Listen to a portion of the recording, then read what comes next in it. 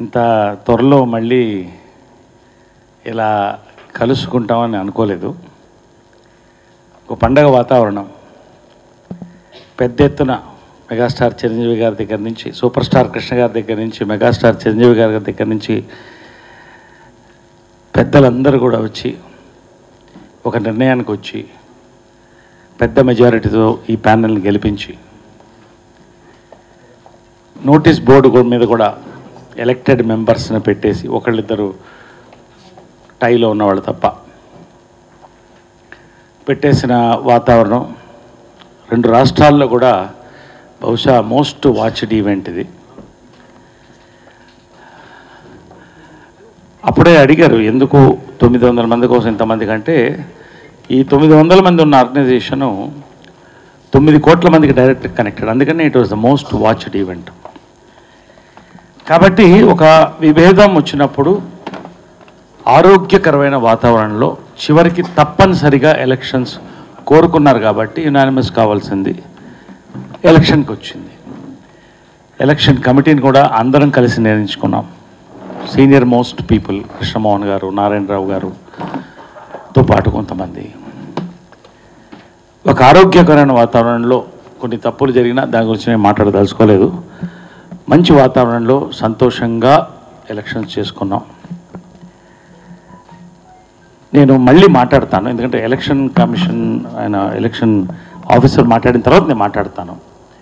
ఇవాళ డైరెక్ట్ విషయం ఏంటంటే, ఒక మంచి ముహూర్తం చూసాం. మేము ముహూర్తం జనరల్గా మనం భారతదేశంలో నమ్ముతాం కాబట్టి ముహూర్తం చూసాం.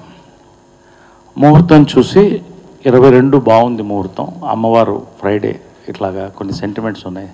శ్రీచక్రం వేసుకుంటాను నేను కూడా. పెద్దలందరితో మాట్లాడాం, సూపర్ స్టార్ కృష్ణ గారితో మాట్లాడాం, బ్లెస్సింగ్స్ తీసుకున్నాం. మెగాస్టార్ గారు వారు ఆర్ఎఫ్సిలో ఉన్నారు, మాట్లాడాం, మెసేజ్ పెట్టారు, మండే కలుస్తున్నాం అన్నారు, చెప్పాం సూచాయిగా ఇదని. నాగబాబు గారు కూడా చెప్పాం, ఇలాగా త్వరలో కలుస్తున్నాం, వచ్చి ఈ స్వేరింగ్ ఇన్ సెరమనీ ప్రమాణ స్వీకారం తీసుకుంటామని చెప్పాము. అందరిని కలిసాం, పెద్దలు దాదాపు ఇంకా కలుస్తున్నాం. మంత్రి గారిని కలిసాం, తలసాని శ్రీనివాస్ యాదవ్ గారిని, వారు హర్షించడం జరిగింది. 22 ముహూర్తం బుక్ చేసి, ఎక్కడది క్లబ్ రెసిప్ట్ ఎక్కడ? నిన్న సాయంకాలం క్లబ్బు మన ఎఫ్ఎన్సిసి మామూలుగా లాస్ట్ టైం పెట్టిన చోటే, అక్కడ ఈ ప్రమాణ స్వీకారం చేద్దాం అని చెప్పి అన్ని సంతోషకరమైన వాతావరణం చూస్తున్నాం. పొద్దున్నే మాజీ అధ్యక్షులు వారు శివాజీ రాజా గారు ఫోన్ చేయడం జరిగింది ఎలక్షన్ ఆఫీసర్ గారికి.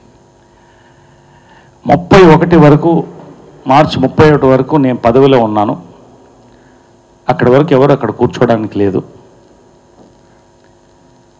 కాబట్టి నా టైం ఉన్నంత వరకు 31 వరకు ఎవరు అక్కడ కూర్చోవడానికి లేదు, ఎట్లాంటి కార్యక్రమాలు జరగడానికి లేదు, నేను కోర్టుకు వెళతాను అని చెప్పడం జరిగింది. మిగతాది ఎలక్షన్ ఆఫీసర్ మాట్లాడిన తర్వాత నేను క్లియర్గా కొన్ని విడమని చెప్తాను. 1 మంత్ ముందు జరిగిన దానివల్ల ప్రధానమంత్రి ఆ కుర్చీలో మే వరకు కూర్చోకూడదు అని రూల్ ఉందా? డైరెక్ట్గా అడుగుతున్నా. డైరెక్ట్ అందరూ అడిగేసేయండి, మీరు అడగండి, చెప్తానండి.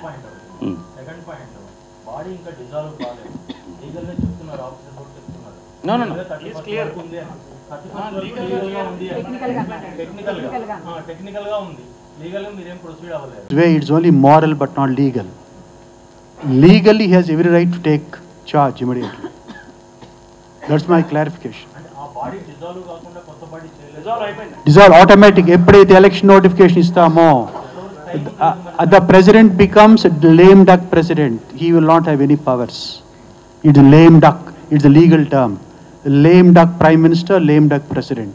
Once election notification is given, and if election results are once result declared, the new person becomes president-elect, then the outgoing president will not have any powers at all. Yes, it is for him to take a decision when to take charge, when to be sworn in. This is a legal position. గత టర్మ్లో general సెక్రటరీగా నేను పనిచేయలేని లేదు అని చెప్పాను. అవకతవకలు జరిగినాయని చెప్పాను. 2 సంవత్సరాల ఆడియో రికార్డ్ మాయమైపోయింది కొన్ని కారణాల వల్ల చెప్పాను. ఇవన్నీ నేను చెప్పకూడదు అనుకున్నాను, మీరు అడుగుతున్నారు కాబట్టి నేను చెప్పాలి. నాకు అన్ని విషయాలు తెలియవచ్చాయి. ఇలాంటి ఫైల్స్ చాలా ఉన్నాయి. ఇదేంటంటే లైఫ్ ఇన్సూరెన్స్ ఫైల్. మనిషి చనిపోతే మెంబరు వెంటనే మా నుంచి 2 లక్షలు ఇచ్చి అది క్లెయిమ్ చేసుకుంటాం. ఇది ఎక్స్పైర్ అయిపోయింది అప్పుడే. ఇది వాళ్ళ మీద గౌరవంతో మా మీద గౌరవంతో బయట పెట్టకూడదు అనే ఉద్దేశంతో పిలిపించి అడిగితే ఎప్పుడు ఎక్స్పైర్ అయిపోయింది. ఇది కనుక ఒక వ్యక్తి దురదృష్టవశాత్తు చనిపోతే 2 lakh రూపీస్ మా ఇవ్వడానికి ఉండదు. మోస్ట్ క్రూషియల్, ప్రతి మెంబర్కి కూడా ప్రాణాంతకం ఏమైనా పరిస్థితి వస్తే ఇది ఎక్స్పైర్ అయిపోయింది. నేను ఆఫీస్లో సురేష్ని అడిగితే అందరి ముందు చెప్పాడు, 2 లక్షలది 3 లక్షలు చేయబోతున్నాం కాబట్టి నేను వచ్చిన తర్వాత చేద్దామన్నారు. ఇది కరెక్టా? మనుషుల ప్రాణాలతో ఆడడం కరెక్టా? డైరెక్ట్ ఫైల్ పెట్టి చూసుకోండి, ఫైల్ చూసుకోండి. ఇలాంటివి చాలా ఉన్నాయి. కుర్చీ పిచ్చి మాకు లేదు. 10 రోజులు కాదు 20 రోజుల తర్వాత చేసుకోవచ్చు. లీగల్గా మాకు కెపాసిటీ ఉంది. We can do it. రెండోది ఒక శుభకార్యం. సాధారణంగా ఒక ప్రెసిడెంట్ ఓడిపోయినప్పుడు, మురళీమోహన్ గారు ఇంతకుముందు ఓడిపోయారు, గౌరవంగా వచ్చి షేక్ హ్యాండ్ ఇచ్చి విష్ చేసి మేము మీతో ఉంటాం అని చెప్పి ఛార్జ్ నెక్స్ట్ కమిటీ నిర్ణయించిన రోజున, ఇంతకుముందు కూడా అలాగే జరిగింది, ఛార్జ్ ఇచ్చేసి వెళ్ళిపోతాం. ఇది గౌరవం. నిన్న నేను పేర్లు చెప్పను కానీ చెక్కులు సైన్ చేయాలి, పెండింగ్ ఉన్నాయంటే మేము పెట్టమని కూడా చెప్పారు. ఇవన్నీ మేము మాట్లాడాల్సి వస్తూ ఉంది. మేము మాట్లాడకూడదు అనుకున్నాం. ఈ ఫైల్ విషయం బయట పెట్టకూడదు అనుకున్నాం. ఇంటి గుట్టు కోసం మేము రిస్క్ చేసి, ఇలాంటివి చాలా ఉన్నాయి. నేను చెప్పలేను, చెప్పకూడదు. కానీ ఒక శుభకార్యం జరుగుతున్నప్పుడు, మాకు ఆ రైట్ ఉన్నప్పుడు ఎందుకు ఆపడానికి ప్రయత్నిస్తున్నారు? ఒక మంచి ముహూర్తం చూసాం. పోనీ ఒక 2-3 days బ్యాక్ చెప్పండి, లేదా ముందే చెప్పండి 31st వరకు నేను కూర్చోవాలి ఆ కుర్చీలో అని. కూర్చోండి, సంతోషంగా మేము రాము, 1వ తారీఖే వస్తాం. ఒక క్లబ్బు మొత్తం 500 మంది సభ్యుల్ని భోజనానికి పిలిచి పెద్దలందరితో దీవెనలు తీసుకొని, మంత్రి గారితో దీవెనలు తీసుకొని, ఒక మంచి కార్యక్రమం. ఏముంటుంది ఇది? పదవి స్వీకారం అంటే నేను తీసుకుని ఎంత కిరీటం పెట్టుకుని ఆడ కూర్చొని ఆ కుర్చీకి ఏలాడిపోను కదా. పనులు ఉన్నాయి, చేయాల్సిన పనులు చాలా ఉన్నాయి మాకు. ఇవన్నీ ఆగిపోయి ఉన్నాయి. ఇవి మేము చెప్పలేదు ఇంతకుముందు కూడా. ఇంకా కొన్ని ఉన్నాయి, అవన్నీ నేను తీయట్లేదు. ఇప్పటికి కూడా చెప్తున్నాను, నేను తీయను. మా ఇంటి గుట్టు కోసం తీయను. కానీ ఎందుకు ఇట్లా హింస పెడుతున్నారు?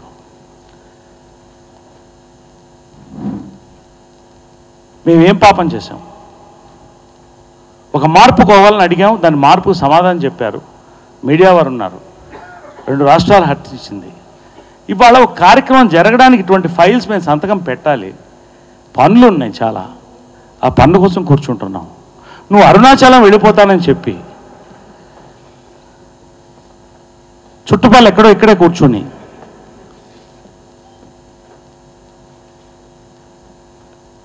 దీన్ని ఎట్టి పరిస్థితులను డిస్క్వాలిఫై చేయాలి 10 రోజుల్లో అనే ఒక ప్రయత్నం జరుగుతుంది. కొంతమంది మెంబర్స్ని ఇంతకుముందే మా దగ్గర ఎత్తుకెళ్ళిపోవడం జరిగింది ఎలక్షన్ ముందు. అవన్నీ మేము మాట్లాడదలుచుకోలేదు. ఇప్పుడు కూడా నువ్వు ఎందుకు ఎలక్ట్ కాలేదు, నీకు ఎక్కువ ఓట్లు వచ్చినాయి, రీకౌంటింగ్ పెట్టించు అని రీకౌంటింగ్ పెట్టించి ఆపాలని ఒక ప్రయత్నం జరుగుతుంది. మాట్లాడించమంటే మాట్లాడిస్తా, తప్పండి. మా ఒక స్వచ్ఛంద సేవా సంస్థ, పొలిటికల్ పార్టీ కాకూడదు, మాఫియా అసలే కాకూడదనే ఈ ఎలక్షన్ మేము పెట్టాం. దయచేసి గెలిచిన తర్వాత అంత ఎమోషన్లో 2 సంవత్సరాలు నేను కుంగిపోయినటువంటి ఎమోషన్లో కూడా శివాజీ రాజా ఐ లవ్ యూ, పనిచేద్దాం, కలిసి పనిచేద్దామని 5 గంటలకి నిద్ర లేదు, జ్వరం, దామ్మ నువ్వు వెళ్ళి రెస్ట్ తీసుకుని రా, కలిసి పనిచేద్దాం మన అందరం, మనస్ఫూర్తిగా అందరం తీసుకుందామని నేను చెప్పడం జరిగింది. నేనేదో పెద్ద మనిషిని కాదు, మా కోసం, మనందరి కోసం, రేపు మొహాలు చూసుకోవాలి. ఇప్పటికే ప్రజల దృష్టిలో, మెంబర్ దృష్టిలో దిగజారిపోయారు. ఎందుకు మళ్ళీ ఇంకా ఎందుకు ముందుకు పోతున్నారు ఇట్లా? శ్రీకాంత్ మరుసటి రోజు నిజంగా ఫోన్ చేశాడు నాకు, అది కూడా చెప్తున్నాను. ఎందుకు ప్రశ్న చెప్తున్నా అంటే థ్యాంక్స్ చెప్తున్నాను శ్రీకాంత్. నరేష్ అయిపోయింది ఏదో అయిపోయింది, anyway let us be friends, సంతోషంగా ఉందాం, జెంటిల్మ్యాన్. నేను శ్రీకాంత్ని ఒకటే అడుగుతున్నాను, శ్రీకాంత్ మిత్ర, శ్రీకాంత్, తనికెళ్ళ భరణి గారు, సాయి కుమార్ నువ్వు ఒక హీరో, తనికెళ్ళ భరణి గారు గొప్ప వ్యక్తి, గొప్ప దర్శకుడు, సినిమా రాజీవ్ కనకాల మంచి ఫ్యామిలీ నుంచి వచ్చాడు, ఎంతోమంది మంచివాళ్ళు ఉన్నారు. మీరందరూ దీనికి ఒప్పుకుంటారా చెప్పండి, లేదా మమ్మల్ని ఏం చేయమంటారో చెప్పండి. మిమ్మల్ని అందరిని అడుగుతున్నాను, ఇది సరే, మీరు దీన్ని సమర్థిస్తున్నారని నేను అడుగుతున్నా. ఇంకా నేను దీని గురించి మాట్లాడదలుచుకోవాలి. పెద్దలు ఏ నిర్ణయం తీసుకుంటే దాన్ని బట్టి వెళతాం, మాకేం తొందర లేదు, ఉగాదికే పెట్టుకుంటాం, ఇంతే కదా. ఈ లోపల జరిగే కుట్రలు ఏమన్నా జరిగితే మేము బాధ్యులం కాము. ఆ రోజు రాత్రి ఇక్కడ ఎన్నికల్లో ఎలక్షన్ ఆఫీసర్స్ పడిపోతుంటే రాత్రి 1 గంటకి పర్వాలేదు లాక్ చేసేసి సీల్ చేసేసి పొద్దున కౌంట్ చేద్దామంటే ఇక్కడ తప్పులు జరుగుతాయి. ఇప్పుడు జరగాల్సిందంటే 4 గంటలు అందరం శివాజీ రాజా కోసం మేల్కొన్నాం. సరే అతన్ని సాటిస్ఫై చేయాలి లాస్ట్ అని. ఇటువంటి ఒక చరిత్ర మాకు అవసరమా? ఫుల్ స్టాప్ పెడదాం. Thank you.